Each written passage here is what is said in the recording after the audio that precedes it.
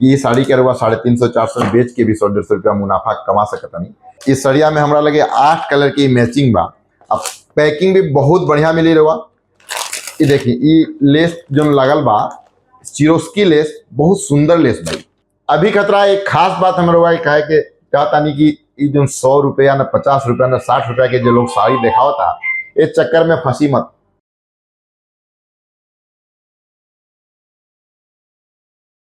नमस्ते। रउआ बिहार में साड़ी के व्यापार करता नहीं आ, चाहे रउआ अब करे के सोचता नहीं तो रउआ बिल्कुल चिंता करे के जरूरत नहीं है।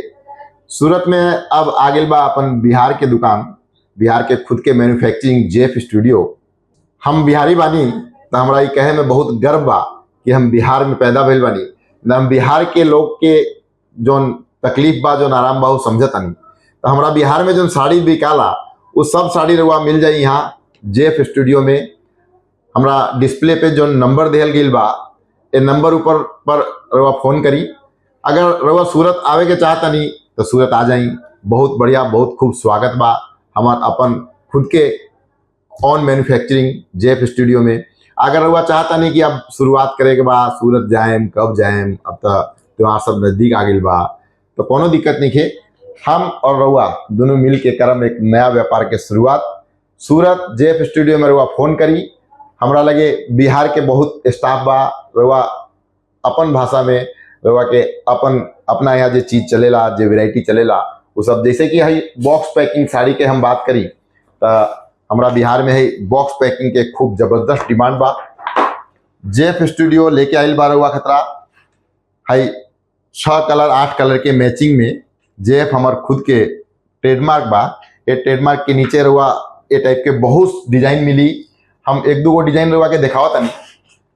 ये जो सड़िया बा ये बॉक्स पैकिंग में रउआ कितना में खरीदेम, कितना में बेचेम, ये तो बतावल यूट्यूब पे बहुत मुश्किल बा, लेकिन फिर भी हम रउआ एक आइडिया खतरा बताओ तनी कि ये साड़ी के रउआ 350-400 में बेच के भी 100-150 रुपया मुनाफा कमा सकता नहीं। तो ऐसा साड़ी रउआ बेचेम तो राउर जो ग्राहक बा वो संतुष्ट हुई, एकरा साथे रउआ अपना घर में 100-150 रुपया भी मिली।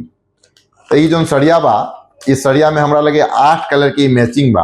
अब पैकिंग भी बहुत बढ़िया मिली रउआ। ये बॉक्स में पैकिंग बा, हर साड़ी में लेस बॉर्डर लागल बा। लेस बॉर्डर के हम जरा तनी यहाँ खोल के दिखावता नहीं रउआ के। ये देखिए ये लेस जो लागल बा चिरोस्की लेस, बहुत सुंदर लेस भाई। आकर कपड़ा के हम बात करी तो कपड़ा जो बा शिफॉन के कपड़ा बा, बहुत बढ़िया कपड़ा बा। 8 कलर के मैचिंग में ये बॉक्स पैकिंग में साड़ी एमे फोटो पैकिंग भी कइल बा। केहू के नेवता पेहानी में देवे के होए, केहू के बहन बेटी के देवे के होए, कि शादी में रउआ देवे के होए, कि खुद यूज करे के होए, ये साड़ी देखे में बहुत सुंदर लगी। ऐसा जो बा नहीं 8 साड़ी के पैकिंग में रउआ ये सब मिल जाए। 8 साड़ी के बॉक्स मिली रउआ के। आए में रउआ अच्छा खासा प्रॉफिट कमा के बेच के रउआ सूरत में फिर फोन करके फिर मंगाई। आए में है प्रिंट साड़ी हम दिखाओ तनी, रउआ एम्ब्रॉयडरी चाहे सिल्क चाहे तो वो सड़िया सब मिली। अब रउआ के दोसर कोनो वीडियो जब हम शूट करें इमें और दोसर सब वेराइटी दिखाएं।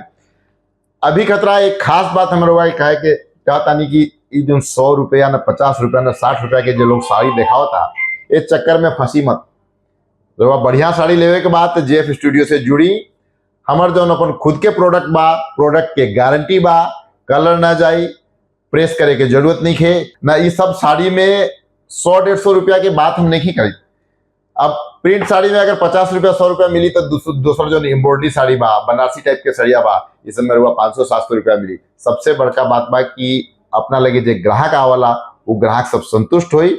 आई सड़िया बेच के रउआ मन में खुशी के एहसास हुई कि हमरा लगे जो हमारे दोस्त यार आवता वो जब सड़िया पहनी तो रउआ कही वाह क्या चीज है। तो वाह क्या चीज है अगर आप सुनना चाहते हैं तो आइए जेफ स्टूडियो में। खूब खूब स्वागत है आपका जेफ सूरत। अभी के लिए इतना ही।